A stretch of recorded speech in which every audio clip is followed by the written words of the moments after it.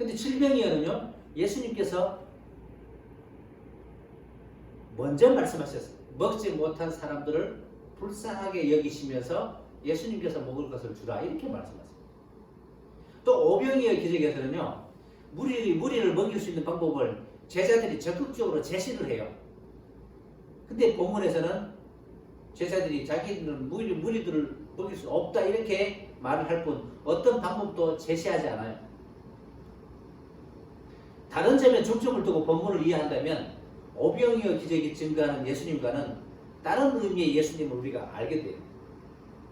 두 기적은 매우 비슷한 것 때문에 동일한 기적으로 오해는 될 수 있지만 사실은 기적을 행하신 그 의미와 목적에 있어서 다른 기적이라는 결론을 내릴 수 있습니다.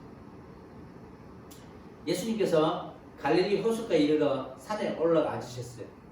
그랬더니 큰 무리가 장애인들, 눈 멀고 다리 절고 아픈 장애인들을 데리고 와서 예수님 앞에 데려다 놓으니까 예수님께서 고쳐주셨어요. 그 이후에 등장하는 것이 바로 이 칠병이어 기적이. 근데 33절에 보십시오. 제자들이 이를 때 광야에서 우리가 어디서 이런 무리가 배부를 만큼 떡을 얻으리까 이렇게 말하는 걸 보면 칠병이어의 기적은 산이 아니라 광야에, 그죠? 장소가 광야라는 걸 알 수 있어요. 예수님께서 산에서 장애인들을 고쳐주시고 산에서 내려오셨고 무리가 예수님에게로 몰려들어서 이 광야에서 예수님께서 사람들을 만났다 이렇게 짐작할 수 있어요. 근데 왜 예수님께서 오병이어 사건 때 산에 올라가셨을까요? 그렇죠? 산에서 하신 일은 무리가 데리고 온 장애인들을 고쳐주신 것 외에는 없어요. 그렇다면 굳이 산에 올라가실 필요 없이 갈릴리 호숫가에 계시면 사람들도 뭐 장애인들을 데리고 오기도 편할 거고 접근성이 좋아지잖아요. 근데 산에 계시면 어떻게 해요? 장애인들을 데리고 아픈 사람들을 들쳐 업고 메고 산에까지 올라가기 얼마나 힘들겠어요. 근데 왜 하필이면 산에 올라가셨냐는 거예요. 예수님은 단순히 장애인을 고쳐주시는 것이 목적이 아니었다는 걸 알 수 있어요. 예수님이 행하신 일들은 세상에 오신 자신이 그 예수님이 누구이고 무엇을 위해서 오셨는가를 보여주는 것이 목적이에요. 예수님이 하시는 행동 하나하나, 말씀 하나하나가 자기를, 하나님이신 자기를 세상에 보여주는 그런 용도로 사용이 되어야 되기 때문에 그냥 아무렇게나 이유 없이 하시지 않았다는 얘기죠. 이것 때문에 산에 올라가셔서 장애인들을 고쳐주신 것이고 이어서 광야에서 행하신 칠병이어 기록이 되어 있는 것이죠. 마태복음은요, 구약하고 굉장히 밀접한 연관성이 있어요. 시대 상황도 뭐 구약을 배경으로 하죠. 그렇죠? 왜냐하면 말라기가 끝나고 난 다음에 400년 동안 침묵의 시간이 있는 그 시간 동안 시간이 지나고 예수님이 오셔서 이제 구약의 시대를 신약의 시대로 바꾸는 그런 과도기 있잖아요. 시대 상황도 구약을 배경으로 하고 있지만 기록된 말씀의 근거도 구약에 두고 있어요. 마태복음에서 마태가 사용할 때 보면 그 말하는 것들이 다 구약 성경을 근거로 해서 지금 이야기를 계속 하고 있거든요. 그 밑바탕이 구약이에요. 이 점을 생각한다면 산에서 장애인을 고쳐주시는 것은 구약하고 연관성이 있어요. 구약이 뭐죠? 구약의 산 하면 떠오르는 것이 시내산이죠. 그렇죠? 하나님께서 모세를 시내산으로 불러서 율법을 주신 것으로 연결해서 생각을 해볼 수가 있어요. 하나님께서 시내산에서 모세에게 법을 주셨고 그 율법에 의해서 모든 사람은 다 심판을 받아야 될 죄인이야. 십계명의 의미가 뭡니까? 사람은 구원받을 수 없는 존재야. 사람은 하나님을 섬길 수 없는 존재야. 그걸 보여주는 거잖아. 율법은 모든 사람이 죄로 말미암아 하나님이 창조하신 본래 사람이 아니라는 것을 드러내주고 있습니다. 사람 스스로의 힘으로는 본래 상태로 되돌아갈 수 없다. 그것을 보여주고 있습니다. 사람이 아무리 수준 높은 그 정결법을 만들고 뭐 소를 잡고 양을 잡아서 피를 뿌리고 별 정결의식을 다 행한다고 해도 그것으로 본래 사람으로 되돌아갈 수가 없어요. 그러므로 모세가 산에서 받은 그 율법 앞에서 사람은 영원한 영적 장애인일 수밖에 없어요. 모세가 십계명을 받는 그 순간 사람은 그냥 영원히 영적 장애인이라는 것을 아예 못을 박아버리는 거예요. 이런 장애인의 세계에 예수님이 오셨어요. 그럼 어떻게 해요? 치료자로 오셨다는 걸 보여주는 것이 장애인을 치료하는 거예요. 해결자로 오셔서 영적 장애를 해결해 주는 분으로 오셨다는 거예요. 그거를 보여주는 퍼포먼스가 예수님이 산에 올라가셔서 장애인들을 고쳐주시는 거예요. 너희들이 모두 다 영적인 장애인데 내가 이 장애를 고치러 오는 분이 바로 나야. 그걸 보여주시는 거예요. 그러면 예수님은 장애인과 같은 상태에 있는 사람을 고치시는 근거가 뭡니까? 근거. 어떤 근거로 장애인들을 고쳐주십니까? 우리도 뭘 하면은 법조문 있잖아요. 법의 근거를 따라서 우리가 뭘 하잖아요. 사람이 죄를 지어도 법에 있는 근거에 포함이 되지 않으면 죄를 지어도 죄가 되지 않아요. 예수님이 죄를 용서해 주셔도 용서해 주시는 근거가 있다고요. 그게 뭡니까? 바로 구약의 성경에서 계속 나오는 하나님의 방법이에요. 그게 긍휼이라는 거예요. 내가 너희를 긍휼히 여겼어. 긍휼을 우리말로 풀이하면 불쌍히 여긴다. 불쌍히 여기시는 그 예수님의 사랑, 예수님의 자비, 그것이 구원의 근거가 되는 거고 장애인을 고쳐주시는 근거가 되는 거예요. 예수님의 긍휼, 예수님의 불쌍히 여기심, 이걸 보여주는 것이 칠병이어의 기적이에요. 사람이 고침받을 수 있는 길은 오직 예수님에게만 있고 예수님의 그 불쌍히 여기시는 자비가 사람을 고치시는 것이라면 사람은 불쌍히 여기시는 예수님의 자비만 바라보고 의지하면 돼요.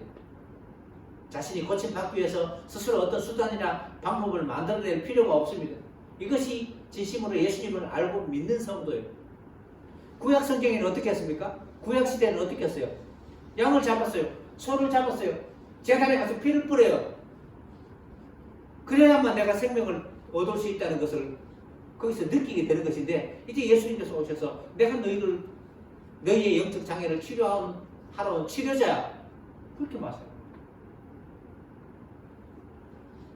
여호와 사파 그렇게 얘기할 때도 이게 다 이유가 있는 거예요. 그렇죠. 칠병이의 배경이 어디라 그랬어요? 광야라고 그랬습니다. 광야는 출애굽한 이스라엘의 광야 생활을 떠올리게 해요. 출애굽해서 40년 동안 광야를 빙글빙글 돌았어요. 이스라엘에게 있어서 광야는 하나님의 자비하심을 경험하고 배울 수 있는 아주 훌륭한 훈련 장소였습니다. 모세가 율법을 받아서 산에서 내려온 그 순간 이스라엘은 율법에 의해서 심판을 받아야 되는 존재라는 것이 확 드러나게 된 것입니다. 그러나 이스라엘은 하나님이 약속하신 땅에 들어가게 됐고 그 모든 것이 하나님이 베푸신 은혜의 결과였습니다. 이런 광야를 배경으로 본문을 보게 되면 예수님은 이스라엘이 인도하신 하나님의 긍휼과 자비를 온전히 드러내시고 이루시는 그런 분으로 오셨음을 증거하는 것이 칠병이어의 기적이다. 그걸 금방 알게 되는 거죠.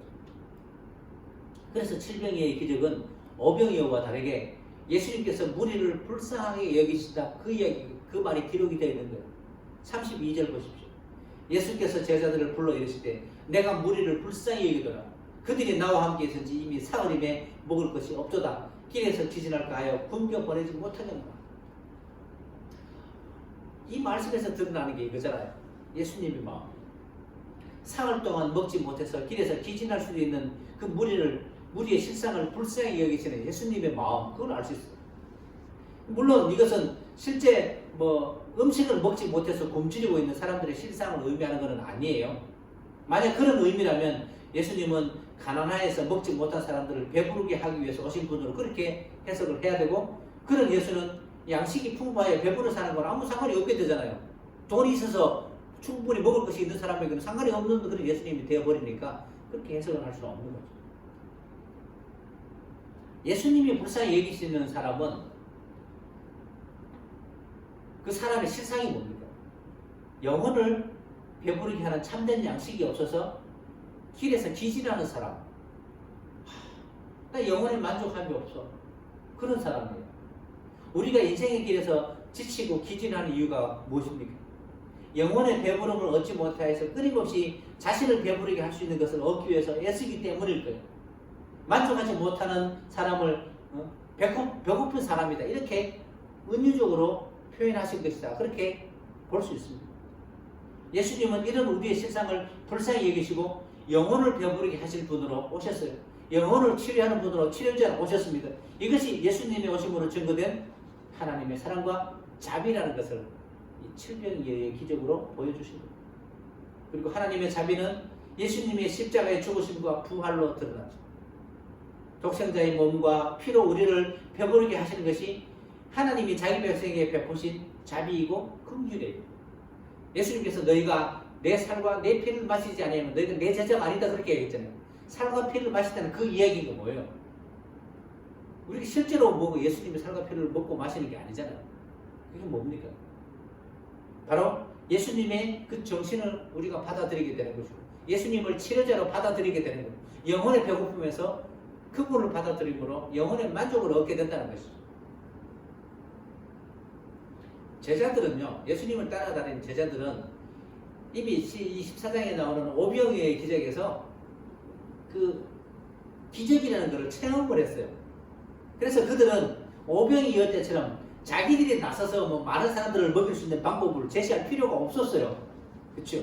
그 당연한 모습이잖아요. 이미 예수님이 다 알아서 하시는데, 만약 제자들이 여전히 사람들을 먹일 수 있는 자신들만의 방법을 제시를 했다 그러면 그걸 잊어버렸거나 아니면 그런 기적을 믿지 않고 에이, 한 번이 그럴 수 있지 계속 그러겠어? 이렇게 믿지 않을 수도 있는 그런 이유겠죠. 이렇게 보면 33절에서 제자들이 광야에 있어 우리가 어디서 이런 무리가 배부를 만큼 떡을 얻을 수 있겠습니까? 라고 말하는 이것은, 배고픈 사람들을 먹일 수 있는 것은 오직 예수님 당신만이 하실 수 있는 일입니다, 이 고백이 포함된 말로 그렇게 이해를 할 수가 있어요. 그리고 이것이 예수님이 누구신가를 알고 있다는 증거이기도 할 거예요. 오병이어 기적도 이미 봤으니까 당신만이 이걸 해결할 수 있어요. 우리가 뭐 어떻게 할 수 있겠어요? 사실 오병이어나 칠병이어 기적은 몇 개의 떡과 생선으로 수천 명의 무리를 배불리 먹였다는 것이 신기할 뿐이지, 그 결과만을 두고 본다면 장애인이 고침받는 기적에 비하면 사실 좀 초라한 기적에 불과해요. 어느 것이 더 위대한 기적이에요? 머리떡 5개와 물고기 2마리로 5,000명을 모이고 12광주를 남기신 그 기적하고, 눈이 안 보여서, 귀가 안 들려서, 폐가 암이 걸려서 다 죽은 그 사람을 살려내는 것과 어느 것이 더 놀라운 기적이냐면, 수천 명, 둘 다 놀라운 기적이긴 하지만 두 개를 비교하자면 수천 명의 무리가 배불리 먹은 그 기적들은 먹기는 먹었지만 결국 맛없는 떡과 맛없는 생선을 먹은 거잖아요. 광야에서 뭐 따뜻하게 해줄 어떤 도구가 있어서 뭐 따뜻하게 해주는 것도 아니고, 그 가져가고 차고 식은 그 보리떡, 그게 뭐 이렇게 찹쌀떡처럼 야들야들하고 보들보들하고 뭐 달콤했겠습니까? 물고기도 어떻게 해요? 식어버리면 비린내가 엄청나잖아요. 그 광야에서 그걸 먹는 거예요. 다른 반찬이나 뭐 양념이 있어서 맛있게 먹을 수 있는 그런 상황이 아니라 식어 빠진 빵, 비린내 나는 물고기, 그거예요. 배불리 먹기는 했지만 결국 배는 어떻게 해요? 다시 고프잖아요. 아침 배불리 먹었다 그래서 점심 안 먹느냐? 그것도 아니잖아요. 그렇죠?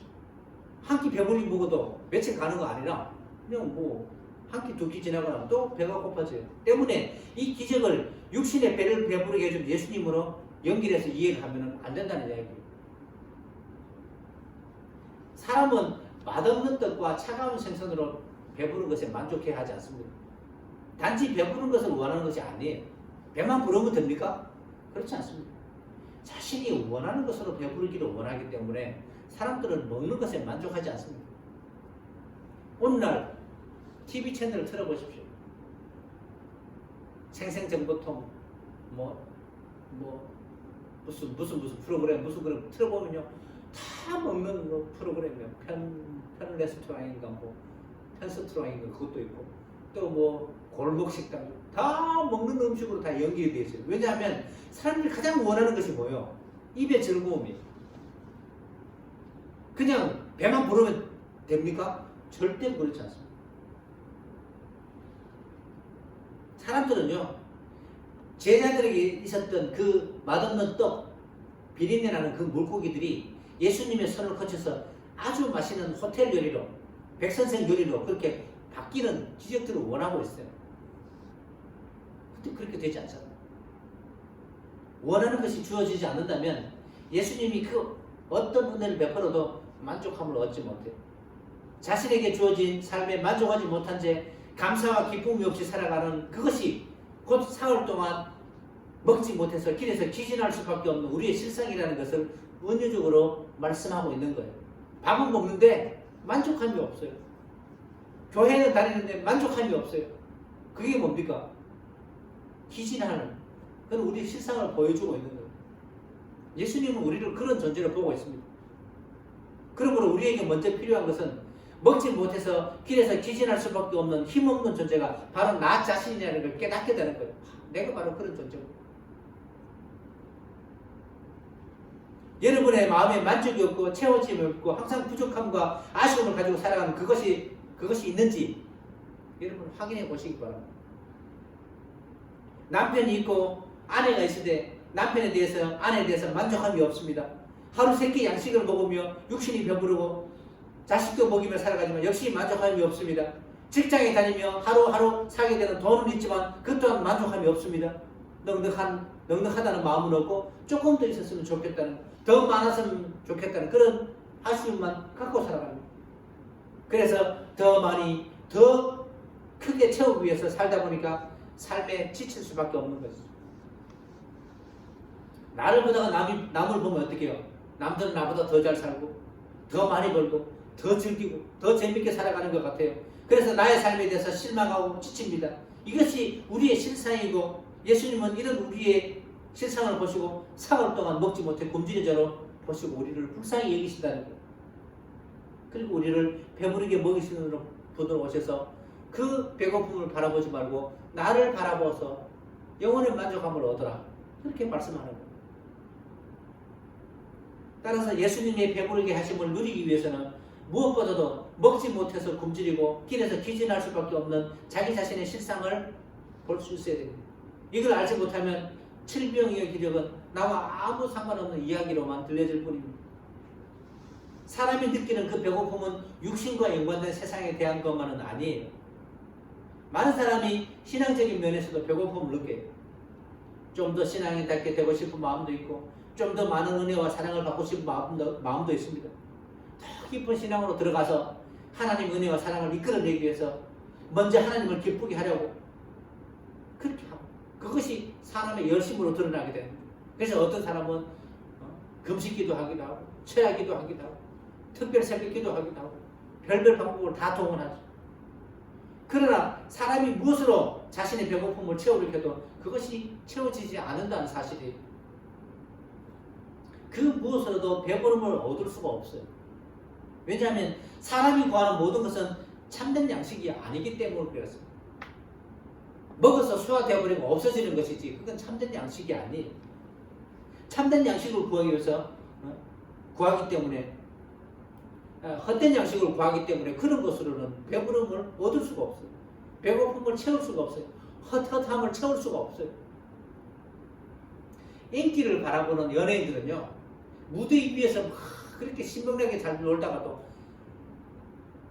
무대 아래로 내려가면 사람들이 다 빠져나와버려 썰렁한 그 공연장을 바라보면 헛됨을 느끼는 거죠. 대부분의 사람들이 그런 공허함들을 가지고 있어요. 돈을 벌어도 어느 정도 벌게 되면 또 공허하게 되고 더 많은 것을 추구하게 되고 더 짜릿한 것을 얻기 위해서 살아가려고 하는 거예요. 그러나 아무리 그것을 채워도 그것은 채워지지 않는 밑빠진 독이에요. 왜냐하면 그것은 진리가 아니기 때문에 헛된 양식이기 때문에 채워질 수가 없어요. 그래서 저는 뭐 말씀에도 분명히 있는 이야기지만 이론적으로 봐서도 헛된 양식을 가지고 배를 채우려고 노력하는 것들은 참 어리석은 짓이에요. 드라마를 보고 즐거워하고 영화를 보고 즐거워하고 게임과 오락을 통해서 즐거워하고 다 헛것이에요. 순간적으로 우리의 마음을 빼앗아 가버리고 잠시 우리 입의 즐거움, 눈의 즐거움을 주기 위해서, 쾌락을 주기 위해서 우리의 시간을 빼앗아 가버리는 것이 얼마나 헛된 양식들인가를 알게 되는 것이 진리를 알게 되는 지름길이 되는 거예요. 깨닫게 되는 거죠. 얼마나 많은 사람들이 그 헛된 일에 돈과 시간과 체력을 낭비하고 있습니까? 밤새가면서 오락하고 밤새가면서 춤추고 밤새 술 마시고 그러면서 자기 몸이 다 망가뜨리면서 나중에는 껄껄껄 하면서 후회하는 거죠. 하지 말걸, 먹지 말걸. 왜 그런 인생을 살아갑니까? 진리 대신 예수 그리스도가 그 마음속에 없어서 그런 거예요.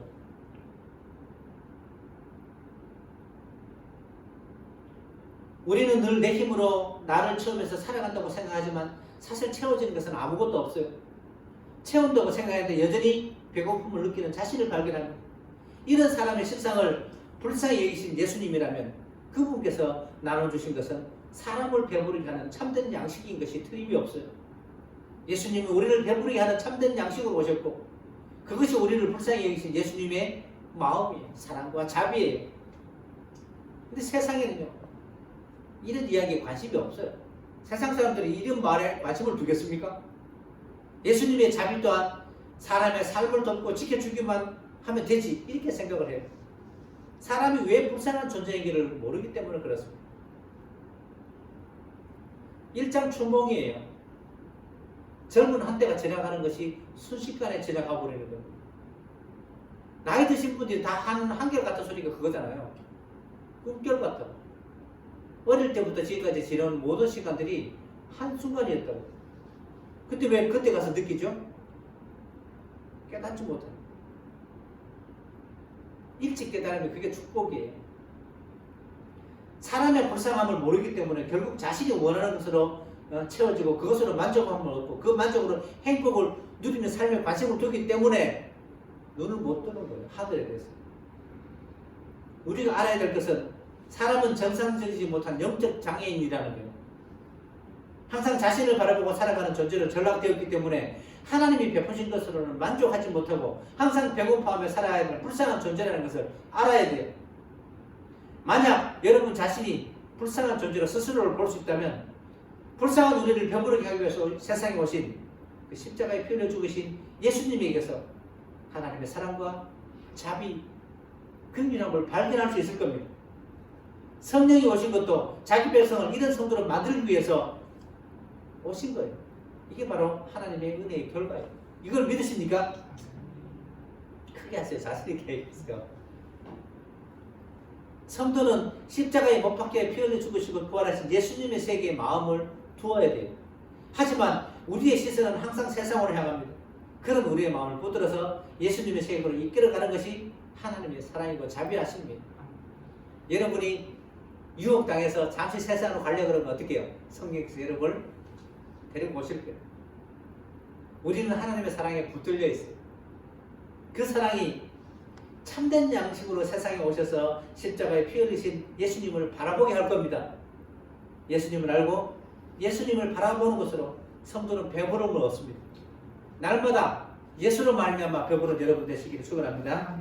아멘. 기도하겠습니다. 세상은 배고파하고 아직도 배고프다, 여전히 배고프다는 말만 하지 배부름을 채울 수가 없습니다. 주님, 그러나 예수 안에는 참된 만족이 있고 배부름이 있습니다. 그 예수를 만나게 하시고 예수를 알게 하시며 그 예수를 따라가게 하여 주옵소서. 추사랑교회 교우들이 배고픔에서 허덕이며 불쌍히 여기시는 그 예수님을 바라보며 배부름을 얻는 사람들에게 축복하여 주옵소서. 걸어가신 예수님 이름으로 기도 올리옵나이다. 아멘.